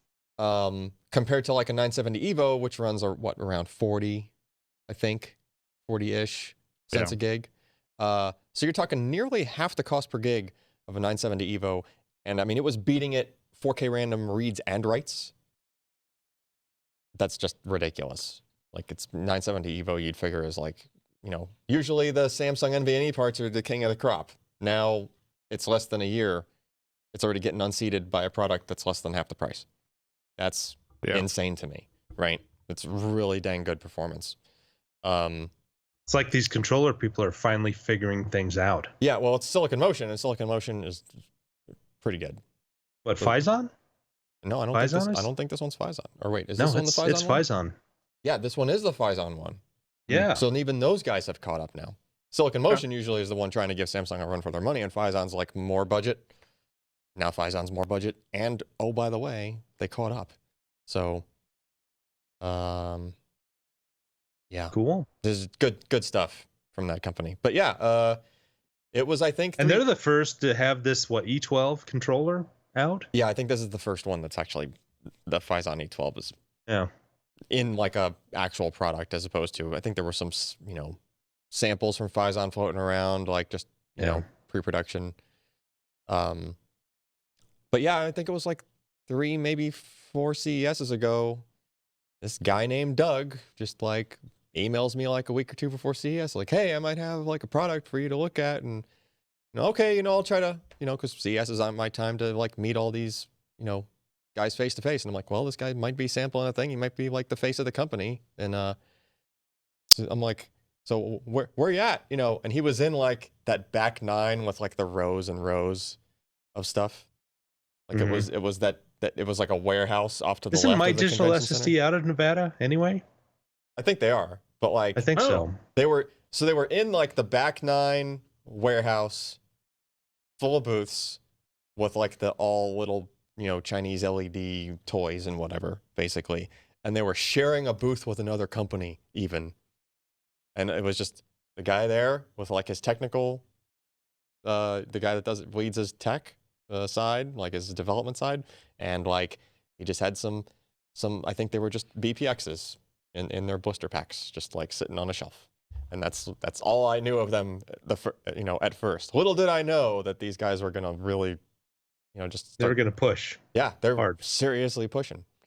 It was BPX, and they did the SBX, which was like just a buy 2 SSD, but like going for the budget side. And now you've got BPX Pro, which is similar to SBX pricing. It's encroaching on 970 Pro performance, Yeah. isn't it? Yeah, it is. Especially with the 960 version. The 1 terabyte capacity takes a decent jump in random performance. Like I'm talking like, it's for the random score, it went from like 20,000 to like 27,000 or something. And I think the 970 Pro is like 28,000 in that particular metric. Yeah, and so for like $260, that's Yeah. really tempting. yeah, it really is. It really is.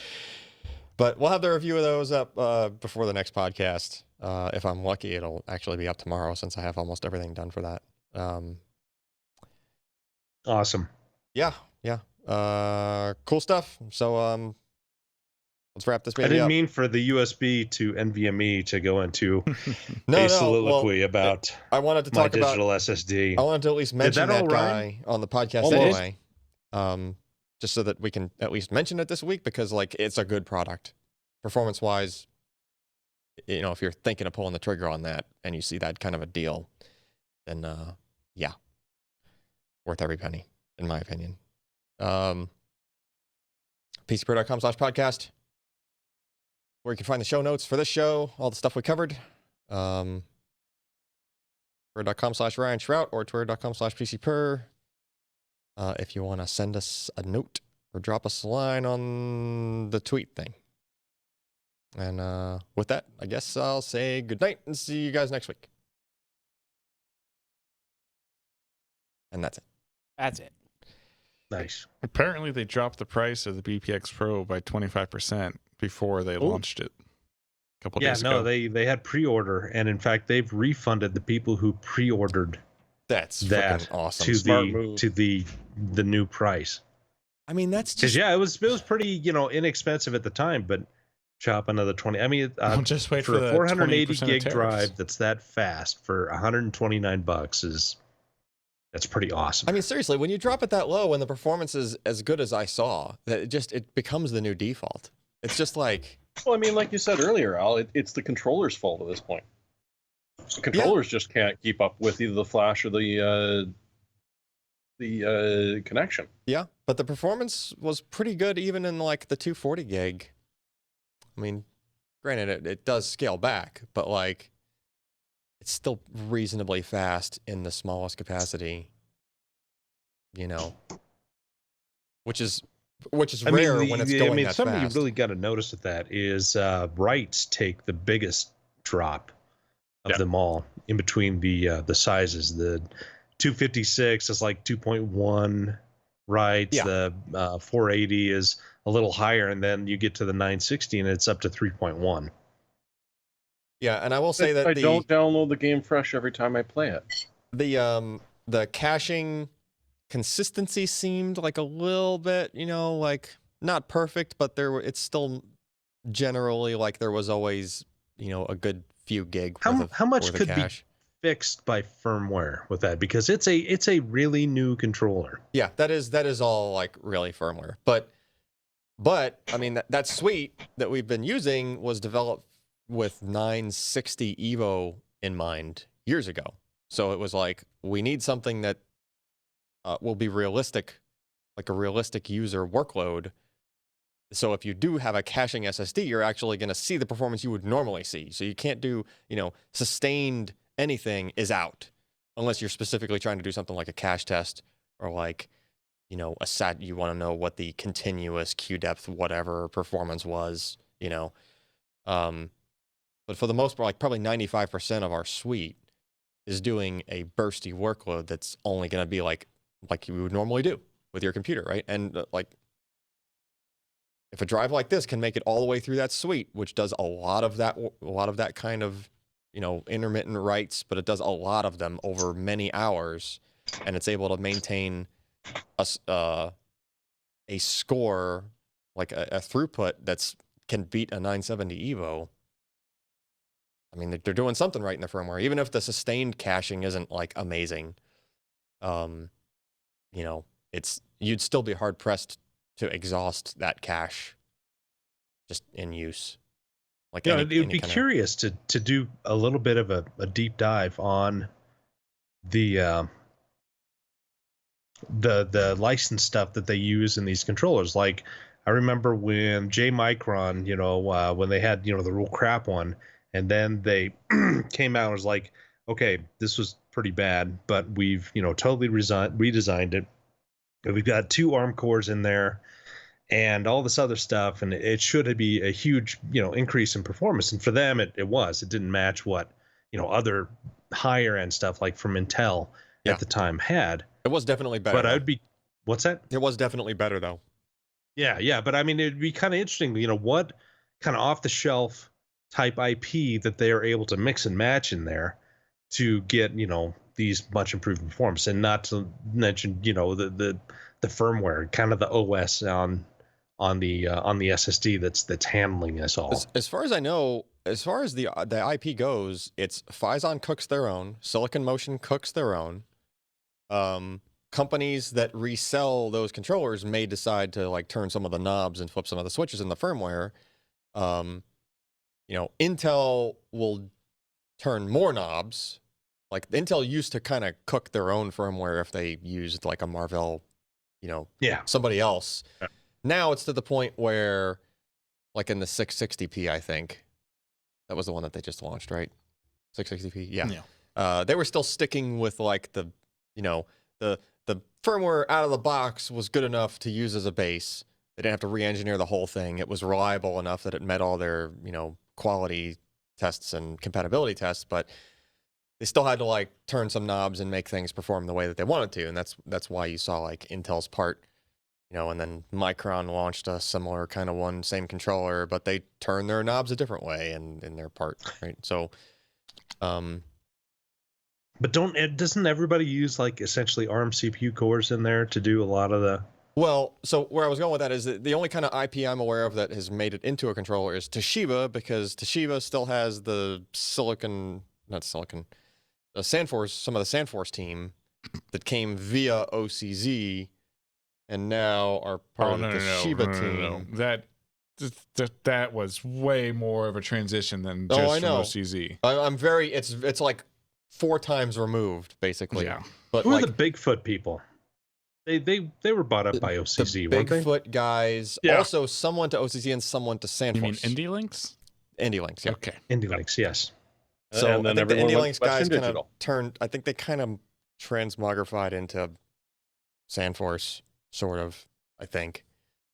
Anyway, I still have a soft spot in my heart for the Indie Links people because they developed a pretty amazing controller for the time that just beat the crap out of everything else. oh yeah, it was amazing at the time, especially when your like closest competitor was like whatever Samsung's way early out of the box, OEM only controller was, which Well, the J Micron stuff was, and the J was- Micron stuff. The Yeah. J Yeah. Micron, the Samsung. and then you had Intel that was really expensive, and then Indie Links had almost Intel performance, but at Yeah. a whole lot cheaper price. yeah, way like fraction of the price cheaper. Yeah. Which was interesting. You had at the time there was sort of like this, decent competition on pricing. You had Intel would come out with something that was performed amazing for the price, but that was when everything was still expensive, so they were still charging, relatively expensive, like $8 a gig or whatever it was for the X25M. And then the Indie Links thing came out. That put OCZ on the map. Yeah. Yeah, that's when they sent you that huge stack of SSDs, like one after another, week after week. The Oh, Because they agilities just and- kept Yeah. improving the product Yeah. and firmware, and Ryan wrote you nice little notes. There would be one with like here's the Indie Links controller connected to Intel flash memory. Here's by the way, now we're gonna hook it up and connect Wait, it to hold on. Wait, didn't we have a decoder ring for Yeah, this sort of that's what I thing? was just Yeah. Back going when to. SSDs were simple. we still here. It's pcpro.com/SSD.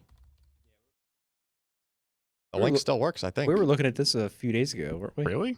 Or a few weeks ago. Last updated September 2011. Yeah. The Yeah, agility, that's when we the gave up. original Vertex was Indie Links. Yep. So here it is. The Colossus. Remember the Colossus? Sandforce. Yep. Oh, the old Sandforce 2281. Ugh. That I'll be thing honest. was I'll be honest with you. everywhere. The I've still controllers. got Sandforce in my house. Things I like think I've got an can't get agility rid of it. still, yeah. You can never get rid of Sandforce. yeah. No, Things you like can't. It dies, I guess. things like the Sandforce controller were like the reasons that I gave up updating this thing, because it was just like, oh my god, Patriot would make it. Well, yeah. So you had like asynchronous flash Yeah. versus toggle mode flash, right? That This just is got to be before too friggin' cumbersome. TLC and QLC and Yeah, I mean, like so the Vertex was running it in synchronous mode, and then they wanted to run. Well, if you ran it in asynchronous mode, you might get a little bit better random performance. So here we'll do that, Then you'd have the toggle flash model, which is the max IOPS Vertex 3, because the toggle flash from I think that was Toshiba's flash, yeah, was actually like sort of more nimble than the other guys, and God. I still think the and to think we were amazed that they were like what, $600, $700 Yeah. bucks. Yeah. OCC Colossus is still the drive to beat. I don't think any of Oh these. right, Fusion IO. Terracon Thanks is for his the memories, mentioning. The Terracon. old Fusion IO guys. Here's a bunch Boz. There's a bunch of links that won't work. Oh, well, that just goes to OCZ's site or Toshiba's site now. Anyway, We need more 3.5-inch SSDs. yeah, God. Mm. But yeah, you're right. That was just one after another of just like, hey, test this one that uses this other thing. And like, even Memorite made a dang Sandforce SSD. Everyone made a Sandforce SSD. I think we Yeah. might have branded one at some point. Corsair, Like, Kingston, jeez. Memorite, OCZ, OWC. That really was a watershed product Oh, it was from crazy. a company that just it offered such consistent good performance across all the implementations. Except when it bricked at random. Well, Yes. yeah, but That was a bug in the firmware for those who don't know. Part They of had the fun this- of early adoption. They had some kind of a counter bug in the firmware where certain conditions had to exist, and it only happened like the chances were it was like an 8-bit number, that if it was in this one number, so it was 1 out of 256 dice roll, basically. along with a couple of other conditions had to be met. But if that happened, the controller just bricked itself, and it was just done. I've got a stack of the last IndyLinks controller SSDs on my desk. Some Vertex and Agility Force. The ones from the bin. I've just pulled them out of stuff recently. Oh, Been decommissioning on a lot of systems and upgrading stuff. Wow. I've still got an Agility 3 running in the house, so And like I've I'm got gonna one- keep them on my desk until I need to throw one in something because like they're still functioning SSDs and pretty fast. So like 120 Use gig them while I have OCZ Summit. oh man, that was a real early one. Summit. I think it's on Summit. this one. I think it's on the other one. So Ericon also asks, did Samsung ever figure out the 840 Evo bug with the read speed slowdowns? Yeah, that was in the. We covered it multiple times because the first time didn't get it right. The second time, they did get it right. The first time was when they introduced that. Oh wait, what was it? I don't know that. I think they introduced like the thing where it could refresh itself, No. or that might have been the second attempt. Anyway, they did correct it. It was an issue related to the drive not correcting for cell voltage drift over time, which is a normal thing. There's nothing wrong with that. It's just that you have to like adaptively compensate for the thresholds. Like you have to basically lower the thresholds proportionally as you go to read older and older data so that you can still read it without having to do error correction on it. And when you go to do a bunch of error correction on it, that slows down your reads. So that's actually what the slowdown was. Data was still readable. It's just Oh, that's right. I vaguely remember that. And Yeah. It was, Yeah, but it hit Yeah. hard disk drive speeds at some point. yeah. yeah, or slower. Yeah, it would get really slow. And I never heard of a single one actually not being able to read the data. And the reason was it was just you progressively got, usually it adapts and it kind of shifts the thresholds and then it's able to read basically at full speed just with these newer shifted thresholds to, this value is now just a slightly lower value and we'll accept it as like, a binary 2 or whatever, right? The problem was it just wasn't keeping that. So it would go through the work of adjusting the thresholds and rereading like a page, and it would find, oh, okay, if I do the thresholds this way, I don't have to do a bunch of error correction. Okay, now I can process that page at full speed, but it only read like a couple of kilobytes at that full speed, and then it would go to the next page, and it's like it forgot what it just adjusted to. So that's I'm pretty sure that's like what was going on in there. Eventually, they figured it out and just fixed it in firmware. Okay, he's got one more question. Okay. How does proton decay affect MLC TLC lifetimes? Proton decay? Yeah, I have no idea. I don't think. Already That- answered him. I don't think that's happening. It's a joke. It's a Oh. joke. Proton decay. Yeah, Okay. it's Unless you're on migration, maybe, but even that stretching it. I don't think there's like considerable radioactive decay. There occurring was a inside space Flash. time about this like 3 weeks ago, and it's something like either like 200 billion years or 1.2 trillion years of a half-life of a proton if it does decay at all. Oh. That's the joke. Well, .gif. if it does, it will offset the voltage potentially by 1 electron worth. 1/3 of a volt, or 1/3 of it. Wait, no. I'm thinking something else. Never mind. An electron volt?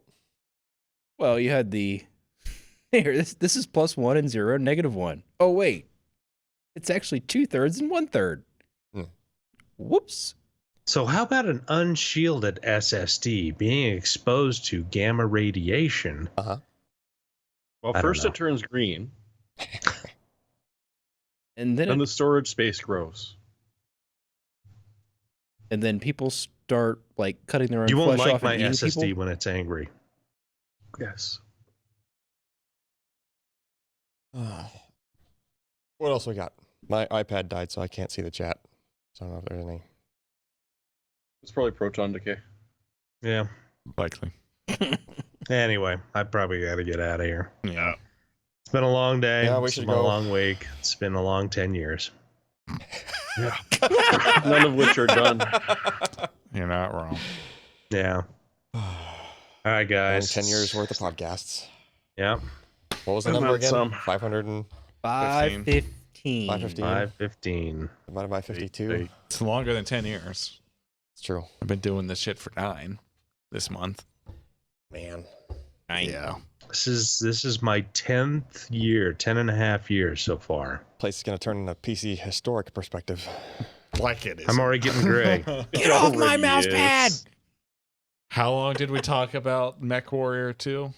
I got to go home and find those CDs now. Decades. So we had a reference to Mech Warrior, a Voodoo 2, an S3. What are the old shit that we talk about this one? Well, we Ourself. didn't talk about rendition, which is always kind of sad because Ooh, that, yeah. you know, the R1000 and Mm. yeah, the 2200 was their top end that they released, and had a smaller one. It was a 2100, I think. Yeah, but for people playing at home, you missed your bingo. We did not mention VIA. Aw. Mm. Hmm. I feel like we could have shoved them in there somewhere. But it was S3 Verge Yeah, that was. per media. That's 3D Labs. Oh, what was the other one? The Cirrus? Cirrus Logic. Yeah, Cirrus Yeah, Logic. they did have a Cirrus Logic that it was a piece of crap, and then SIS had Yep. an actual working 3D graphics chip. It was crap as well, and the drivers obviously were garbage, but it was comparable to about a quarter of the speed of the Riva 128, Was it but it had all the Cyrix? features. It was- That was pre-OpenGL, wasn't it? Like, Oh No, I I mean, mean, no, OpenGL goes back a OpenGL's been long around ways. for ages. It's just that, you know, Voodoo used a mini GL. Blood. yeah. And the big thing at the time was who's going to develop the first ICD for Mhm. you know, games to use OpenGL, because they're all just, you know, these mini GLs that were going around. But you know, it was a big race between 3DFX and NVIDIA to get out the first, you know, ICD, and that was the big thing. And NVIDIA, come on, don't forget I think, about got their Parhelia. first. Matrox got theirs out, and then eventually Voodoo got, you know, 3DFX got theirs. Wait, was Glide a shim, or was that its own little thing? Glide was was its its own own little little thing. It was a close to the metal programming thing for 3DFX graphics. Yep. So it was So it was really fast, very efficient.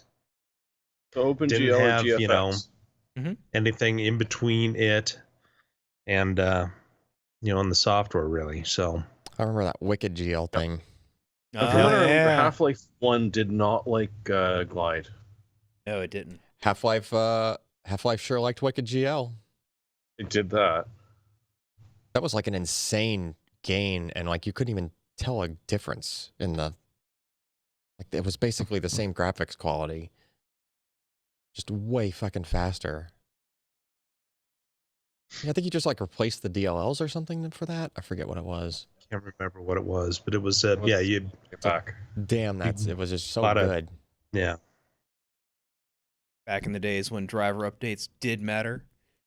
Well, this wasn't even a driver update thing. This was just like, here, use this. It was like different... it was a mid what do they call that? In between, you know, so you've got the high end the abstraction layer. It was a different. So it kind of released it replaced the abstraction layer, and it and made it was just so really much super faster. efficient. Like I just Mhm. couldn't believe they made that so much more efficient.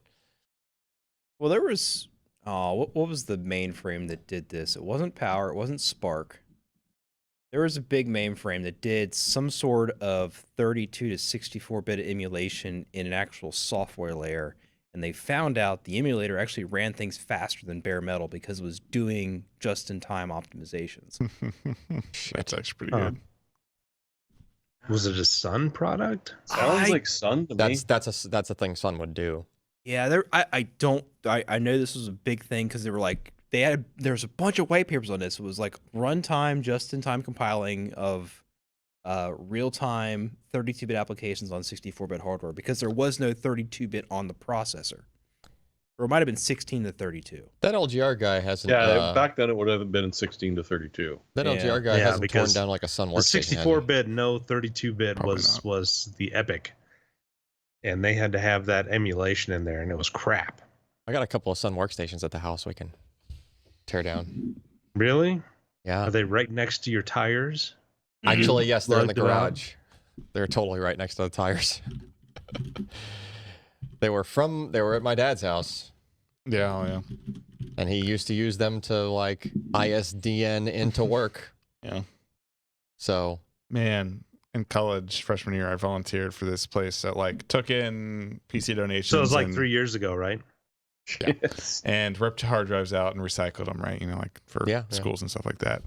And I just remember like piles of like SGI workstations Mhm. and stuff like that. I don't know if I still have the mouse pad for it anymore, but I think I have them. No, I think I still have the parts. But there's like the Sun workstations would have. It was like the first optical mouse, and the pad was like a thin aluminum plate with an actual grid on it. Yeah. It was like every couple of millimeters there's like another line. It was like a crosshatch pattern, and it was just so fucking cool. Yeah. There were like SGI Indigos and stuff that I had no idea were actually worth money and that they were just scrapping. Mm. Could have just Oh, taken. jeez. Yeah. Damn. Had no idea. SGI made some really interesting stuff, They and it did. all looked really good. Yeah. Everything was, the exterior design people were on point. Yeah. But don't worry, they charged you for it. Oh, Oh, yeah. they Yeah, charged you it was for it. insane. All right, guys. Yeah. Yet Yeah. again. Yeah. All right. We'll see you later. Catch Have a you good one. later. Oh.